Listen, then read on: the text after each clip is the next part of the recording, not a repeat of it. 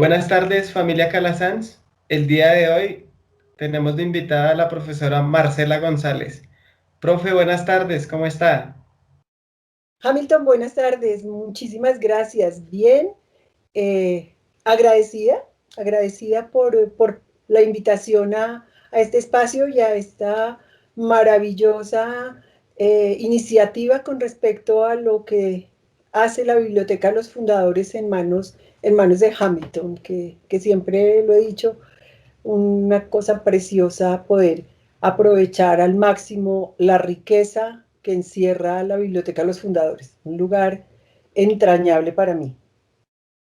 Profe, ¿cómo te dio en en este tiempo de pandemia?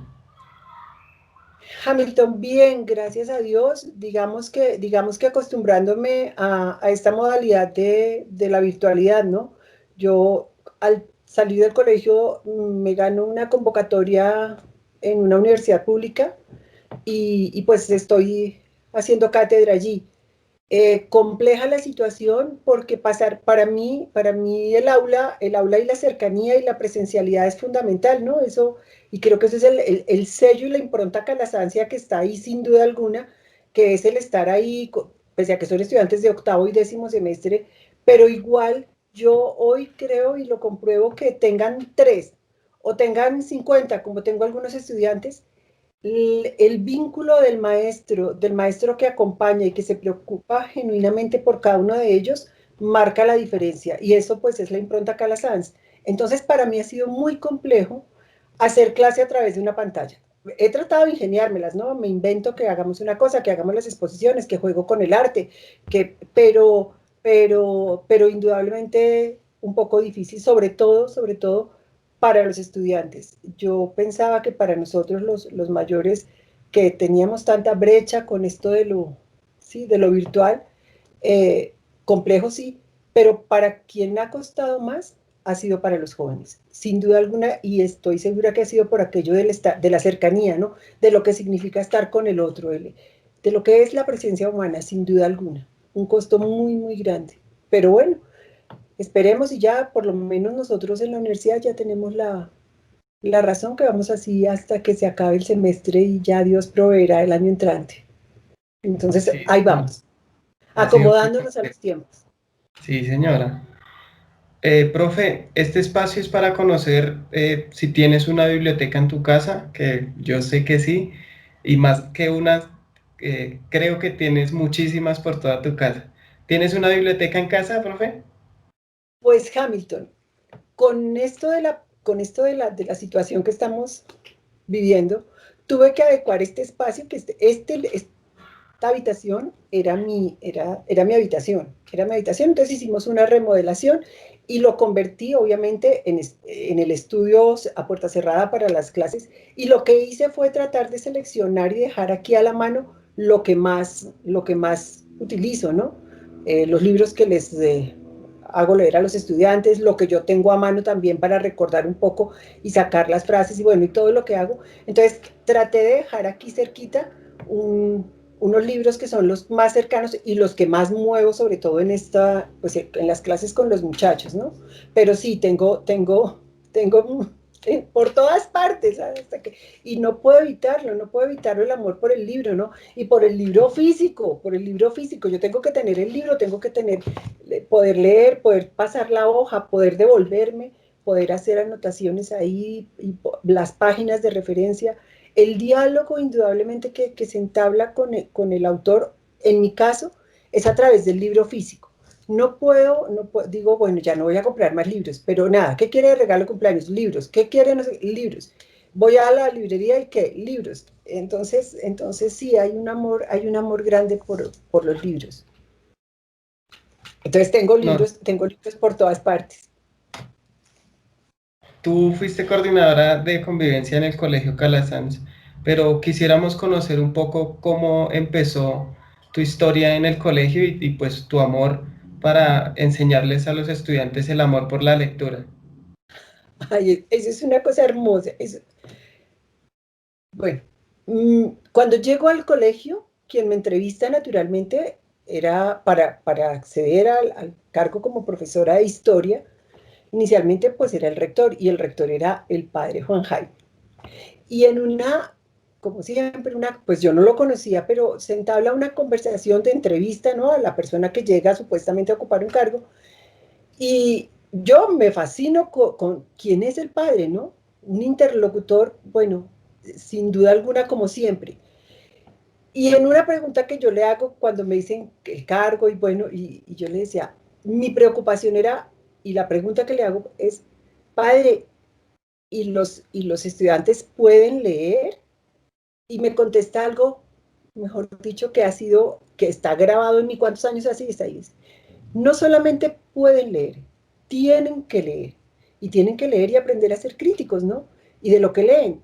Entonces, por supuesto que a mí eso me dejó pues supremamente emocionada de pensar que iba a tener la oportunidad de estar en un colegio como el Colegio Calasanz, que lo que significa el Colegio Calasanz, y por supuesto que me dijeran, claro, el mundo para que lean. Yo dije, no, pues aquí que no peco, mejor dicho, ¿a quién le dijeron que sí? Y luego, y luego lo rematamos con la entrevista que me hace el coordinador del departamento, que en ese momento era el profesor Vicente, y cuando me hace la entrevista, me dice, hagámosla allí, como Vicente, ¿no? Yo no sabía cómo era, pues, sin embargo, muy querido, muy cercano, y hagámosla allí en un espacio, y abre el mundo, abre una puerta, y es el mundo de la fascinación para mí, que es la puerta de la Biblioteca de los Fundadores. Y cuando yo entré a esa biblioteca, yo decía, yo no puedo creer que esto me esté pasando, la posibilidad de poder trabajar en un lugar donde hay este acceso y donde hay todo este mundo de libro tan fascinante. Yo me acuerdo que entraba, Merceditas era quien estaba donde está su merced hoy. Y igual que su merced, me permitía entrar a los anaqueles y buscar ratón de biblioteca, ¿no? Y me encontraba yo con unas cosas fascinantes, y yo decía, ¿cómo en un colegio puede existir? Porque, claro, en mi colegio que iba a tenía biblioteca, pero nunca esto. Y yo decía, que los muchachos tengan la posibilidad de leer todo esto, pues es que eran libros, había libros en el campo de la historia, de la antropología y la sociología, libros que había trabajado yo en la universidad, y yo decía, que en un colegio haya esto es, mejor dicho, la gloria para quien le gusta leer y para quien quiere tratar de transmitir algo de lo que significa la, la lectura, ¿no? Y el amor a los libros. Entonces, cuando Vicente me lleva allá, yo decía, yo sí le escuchaba lo que él me preguntaba, y obviamente sí contestaba, pero yo decía, tenemos acceso, quienes a esto, y por supuesto, a todo.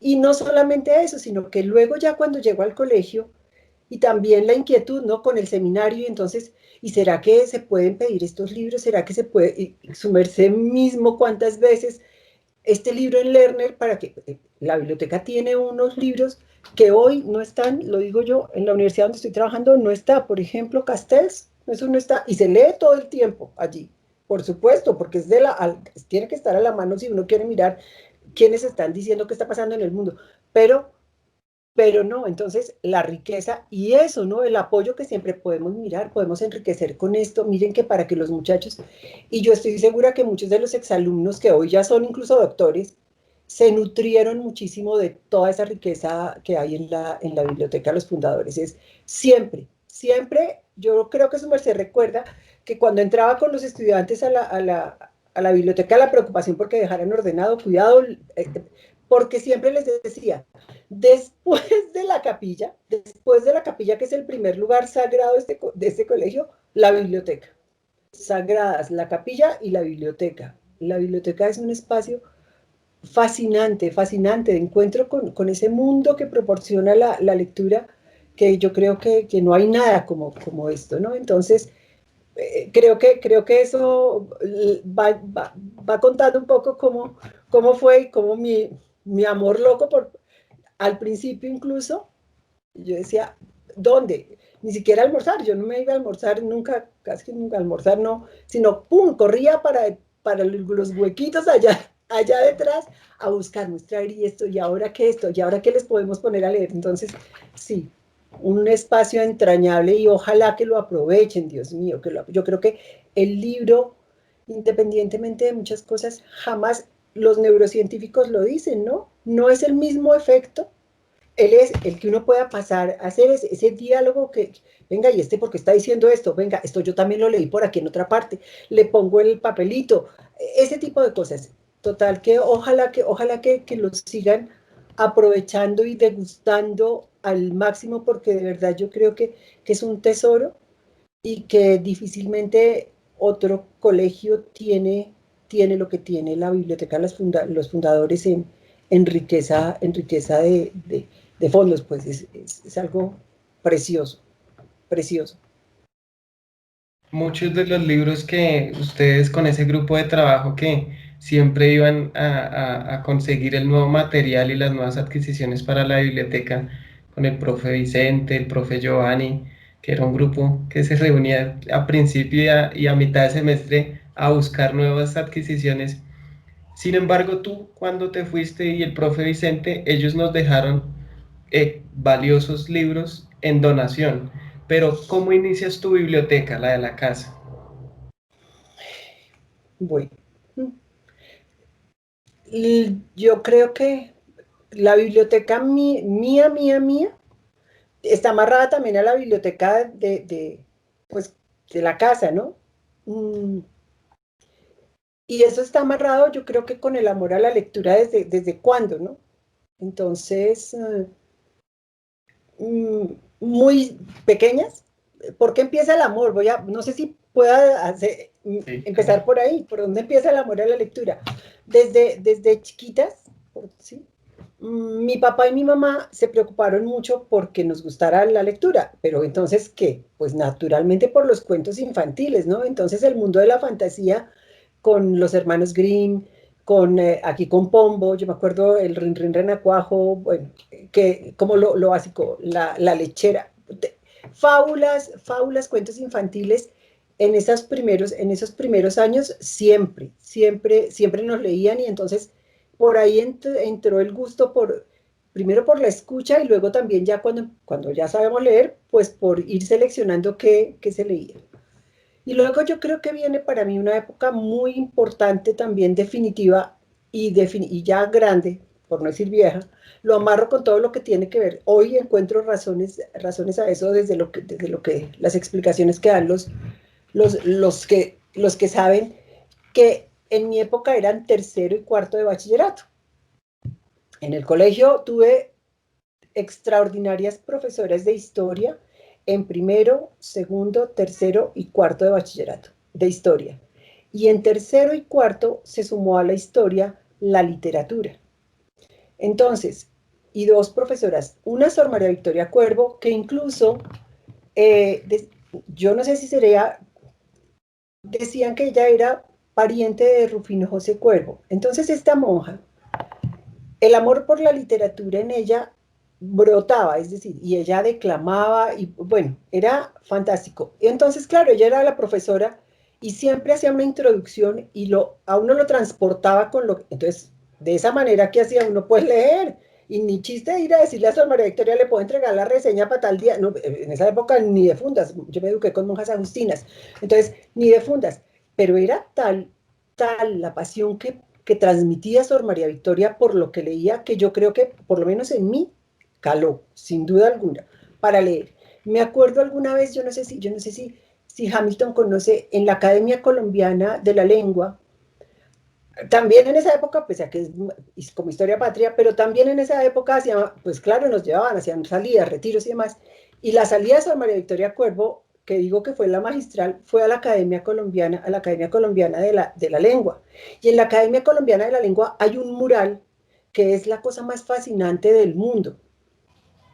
Hoy, en estos momentos de la historia, yo digo, pues claro, de ahí era que ella sacaba lo que nos ponía a leer, porque el mural es un mural del maestro Acuña, que es espectacular, donde se recogen los personajes de las obras literarias iberoamericanas. Entonces, va desde el Cid Campeador, pasando naturalmente por el Quijote, está Calderón de la Barca, está Don Juan Tenorio, está el Lazarillo de Tormes, sí, por nombrar los que me acuerdo.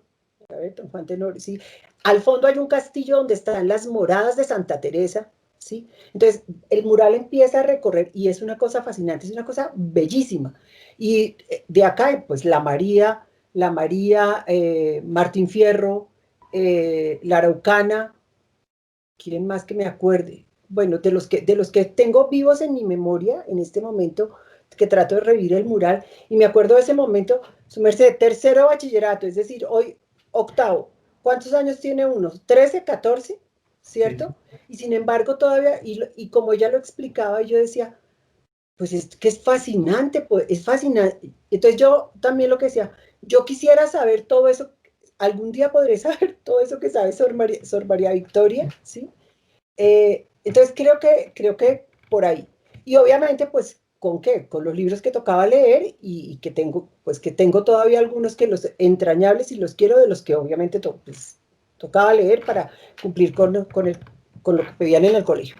Y luego ya viene, pues, el salto definitivo a estudiar una carrera como la que, bueno, que al principio en mi casa dijeron, ¿cómo va a estudiar eso? Mejor dicho, ¿para qué va a estudiar esa cosa? Y decido estudiar antropología y pues si, pues si no se lee, pues no hay nada que hacer, porque hay que leer, pues es que es leer precisamente para eso, para escribir, porque el antropólogo pues lee y escribe, ¿no?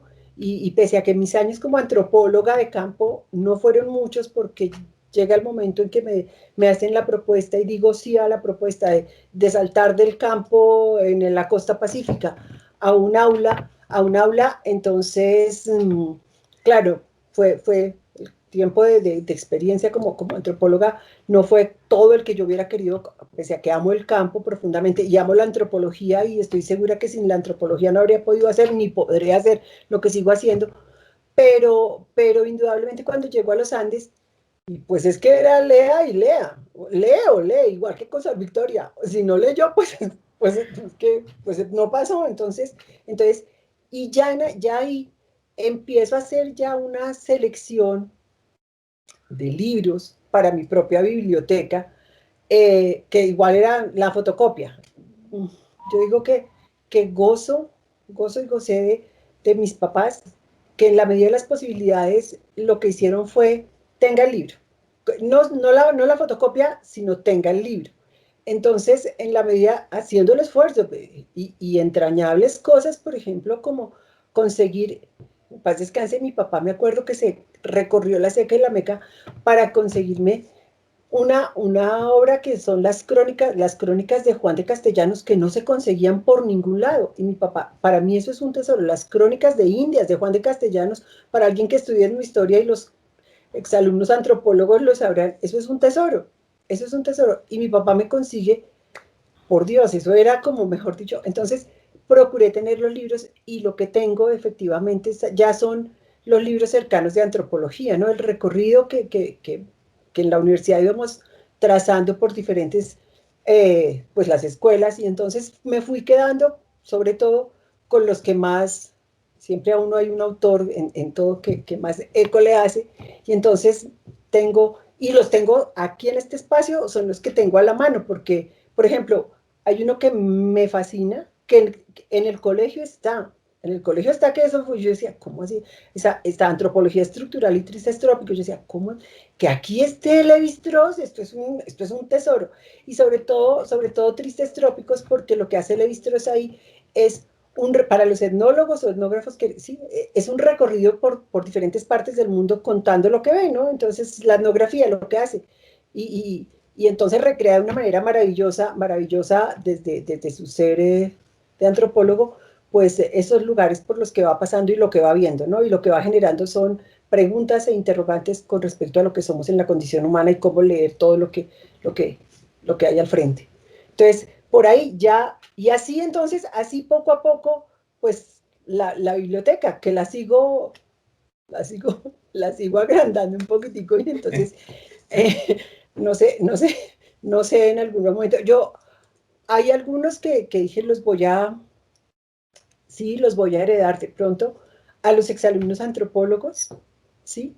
Porque ¿quién los disfruta? ¿Quién los disfruta?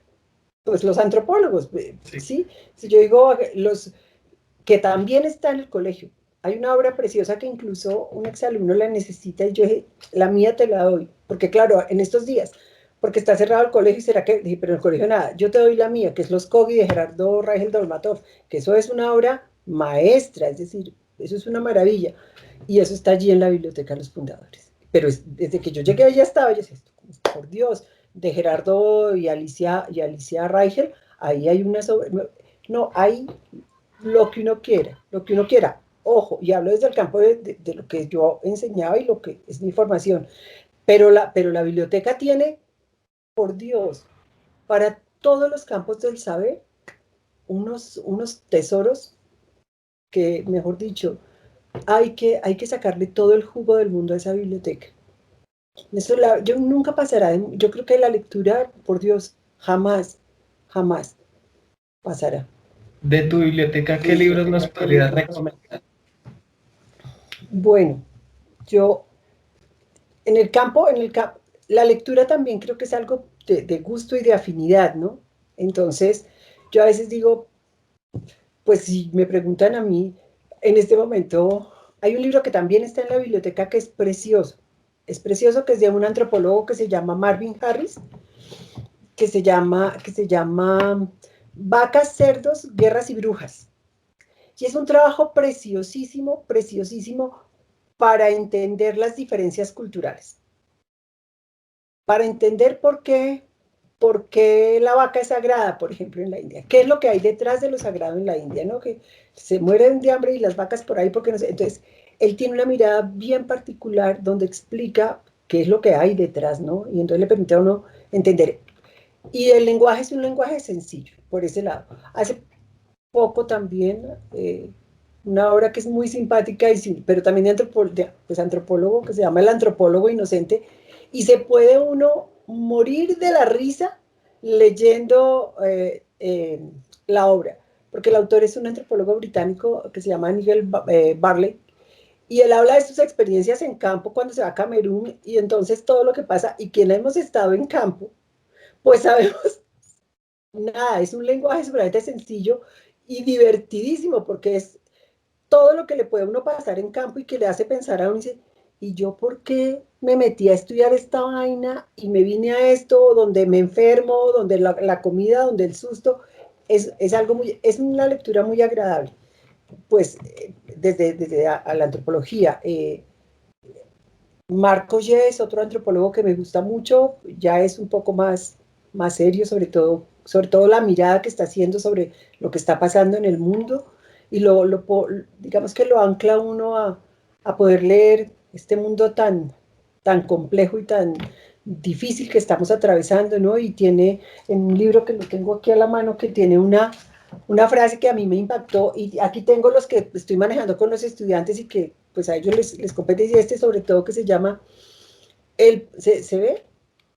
Sí, sí, El porvenir, el porvenir de los terrícolas, el fin de la prehistoria de la humanidad como sociedad planetaria. Y tiene una frase que a mí me impactó, y de hecho yo la trabajo con los estudiantes, y es la realidad, ¿no? Dice, pues como las realidades de la globalización están muy lejos de los ideales de la planetarización. Entonces eso nos manda del mundo económico al mundo humano, ¿no? Es decir, la globalización como todo ese modelo económico que rige a la planetarización, que era a los ideales de hacer esto un poco menos distante en brechas. Entonces, y es cortico, es ameno de leer, bueno, para quienes a veces los libros gordos, sí. exacto, de todo un poquito. Pero este tipo de literatura, porque no es literatura, sino son pues obras, digamos, de campos específicos, que es lo que yo más leo. Me gusta leer, pero sobre todo porque obviamente por lo que sigo activa en el aula, en la academia, pues tengo que estar permanentemente actualizando, ¿cierto? Hay otro que se llama, que este sí salió y que es fantástico, de José María Lasalle, un filósofo español, Ciberleviatán. Ciberleviatán está casi que recién salido del horno. Es extraordinario. También es una mirada crítica, muy crítica a este modelo de mundo de la tecnología y de quién es el Leviatán de hoy, ¿no? Entonces, un poco como por ahí, a quien de pronto le llame la atención ese tipo de lectura, ¿no? Pues es que es lo que lo que leo y que me encarreto y que pues lo disfruto, ¿no? Dentro de tus viajes, ¿cuál es el libro que te gusta llevar? Siempre llevo a la mano un libro de Calasanz. Siempre. Siempre viajo con Calasanz. Siempre viajo con Calasanz porque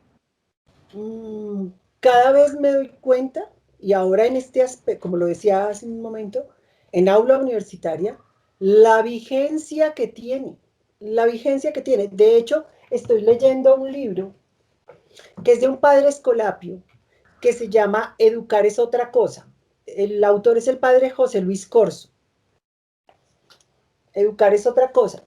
Entonces, no puedo dejar de lado mi fuente, ¿sí?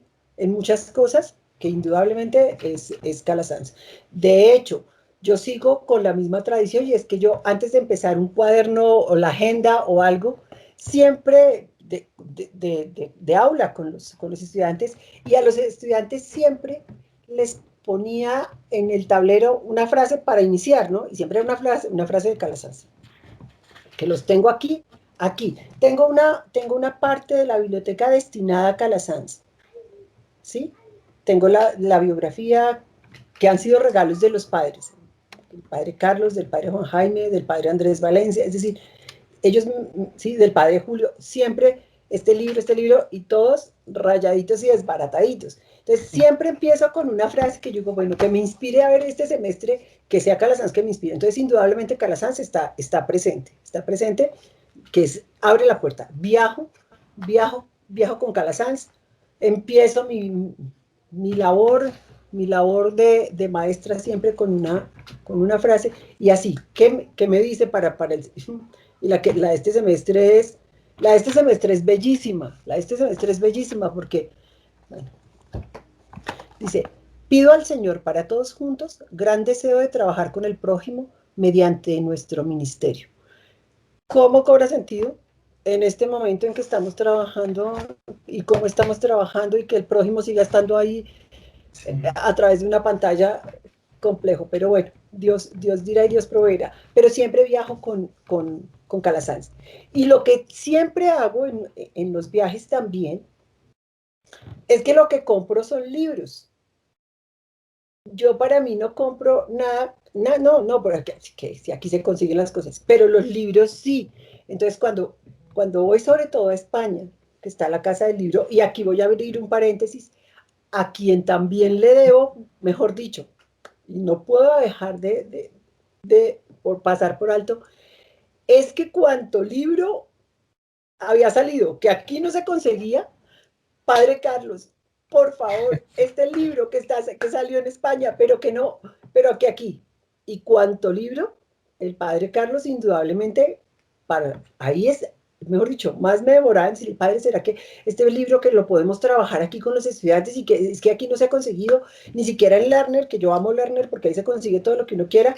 Nada, el Padre siempre, quien, mejor dicho, el mecenas de la biblioteca, el mecenas de la biblioteca de los fundadores, para, por supuesto, el padre Carlos. Entonces, yo cuando viajo también, y cierro ahí, pero cuando viajo procuro lo que traigo es libros. Entre esos tesoros conseguí un libro que no se conseguía, que es de León Portilla, que es La versión de los vencidos.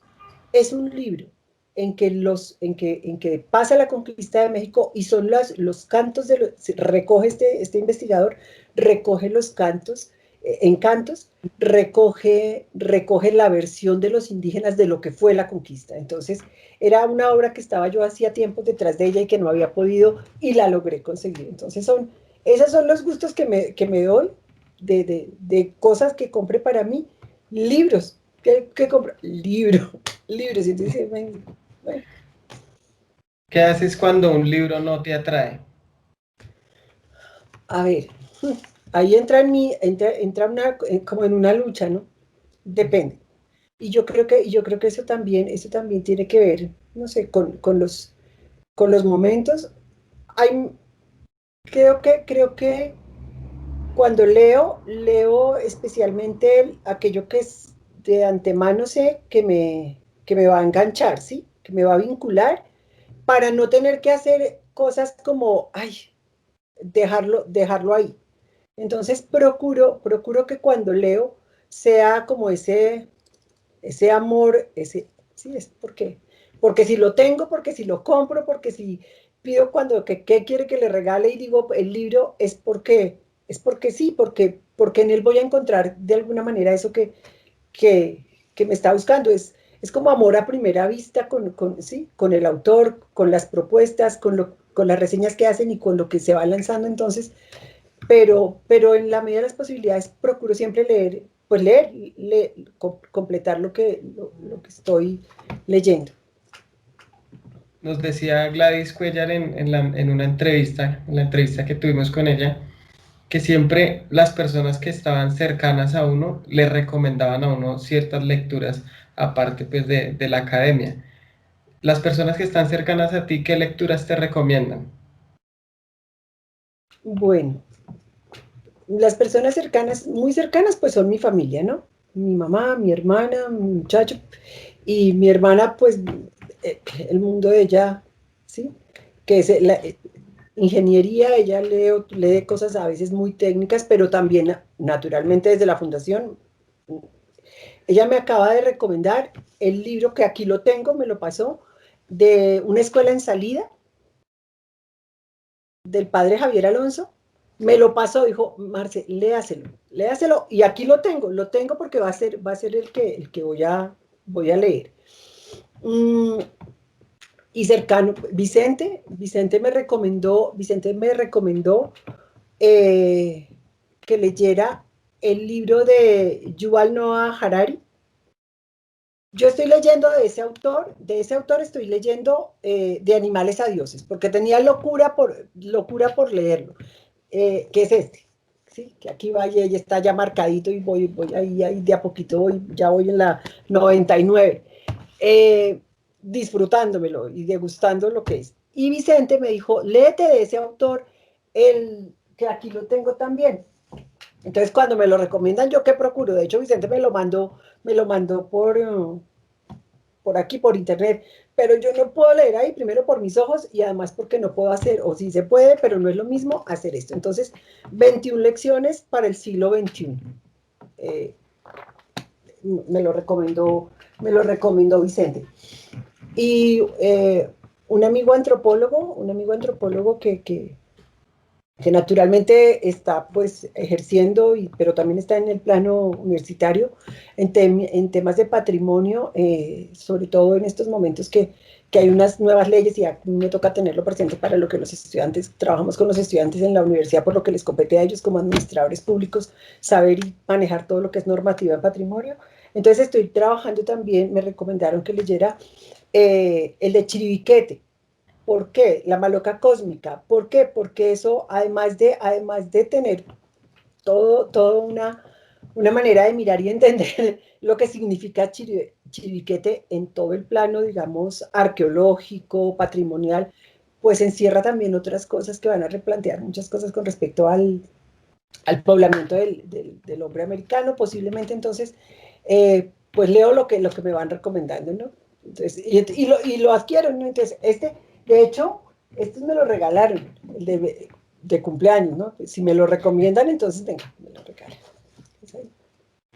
Ya para cerrar, quisiéramos que tú les pudieras dejar un mensaje a los estudiantes o a las personas que sienten que ya la lectura no los atrae. ¿Qué mensaje les podrías dar? No, la lectura jamás dejará de ser lo que es. El que le posibilita el abrir el mundo, ¿no? La posibilidad de entrar, abrir las ventanas al mundo del saber, al mundo del conocimiento y lectura de todo tipo, ¿no? Ahora sí es cierto, para todos los gustos, pero indudablemente quien lee y yo lo repito, tiene una proyección de futuro diferente, es decir, eh, tiene en sus manos, si se quiere, mucho más que lo que dice Serres con el aparato aquí en sus manos, el mundo aquí en el aparato, no. Tiene el mundo, es un mundo de posibilidades, del conocimiento, del saber, de la diversión, lo decía hace un momento, el antropólogo inocente de un doctor de Oxford en antropología, y se escribe un libro simpaticísimo que todo el mundo lo puede leer y además se puede morir de la risa. Entonces, hay un campo, digamos, supremamente abierto, abierto para el ser humano. Yo creo que la lectura nos construye también como humanos, indudablemente, ¿no? De hecho, este señor eh, Harari, tiene aquí una cosa preciosa, dice, somos la única especie, lo que nos ha permitido sobrevivir es que somos la única especie de construir ficción en colectivo. Y la ficción, ¿dónde está? Pues en los libros, en los mitos, en lo que podamos leer. Entonces, no hay duda que leer les posibilita un mundo enorme, enorme, a, pues a los jóvenes, indudablemente, pero yo creo que al ser humano, al ser humano. Nos humaniza. Leer nos humaniza sin duda alguna, sin duda alguna. Entonces, y Profe, más en una biblioteca como la del colegio, por Dios lo repito, ese sí, templo que es la biblioteca también. quisiéramos pues agradecerte por haber aceptado esta invitación y por todo el trabajo que tú hiciste con la Biblioteca Los Fundadores, todo ese apoyo que nos diste siempre y pues gracias a ti y a los demás profes que mencionaba pues que enriquecieron esas colecciones y que pues le dejaron un legado a todos los estudiantes. Agradecerte por pues, sacar este tiempo y pues por permitirnos conocerte y conocer un poco más de ti. Muchísimas gracias, profe. Hamilton, a ustedes, a su merced cercano del alma, gracias por siempre alcahuetear todas esas cosas que era, que hagamos esto, que montemos esto, que la exposición, que gracias, gracias por permitirme vivir y amar, pues indudablemente Calasanz y, y ese rinconcito de saber y de humanidad que hay en la biblioteca de los fundadores. No, no en vano tiene ese nombre, ¿no? Los fundadores, es decir, una valiosísima, valiosísima riqueza hay allí. Muchísimas gracias a ustedes en el alma siempre. Gracias por la invitación. Muchas Profe, gracias. muchísimas gracias. Recuerden que nos pueden escribir sus comentarios al correo biblioteca@ccb.edu.co. Buen día, familia Calasanz.